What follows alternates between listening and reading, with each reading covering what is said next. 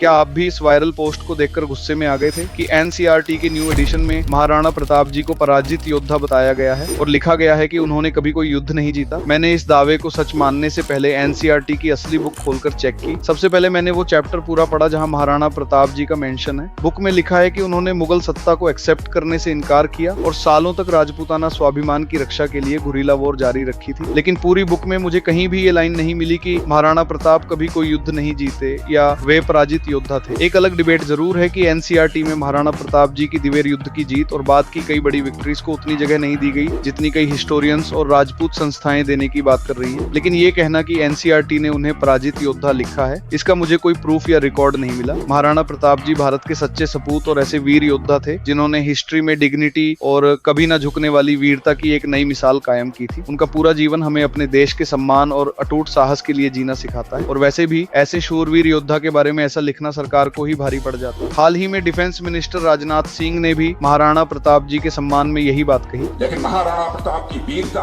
और उनका शौर्य मेरे बहन भाइयों किसी सरकार अथवा किसी इतिहासकार का मोहताज नहीं है। इसलिए किसी भी वायरल पोस्ट या स्क्रीनशॉट को देखकर रिएक्ट करने से पहले उसका सोर्स जरूर वेरीफाई कीजिए। और हैरानी की बात यह है, लाखों लोग इस पोस्ट को शेयर भी कर चुके हैं। अगर किसी के पास एनसीईआरटी की बुक का ऐसा कोई पेज है जहां ये लिखा हो तो कमेंट में जरूर शेयर करें। मैं उसे भी पढ़कर फैक्ट चेक करूंगा और फिर आप सभी के सामने रखूंगा। ऐसी ही फैक्ट्स बेस्ड और रियल इंसाइट्स के लिए मुझे फॉलो करें।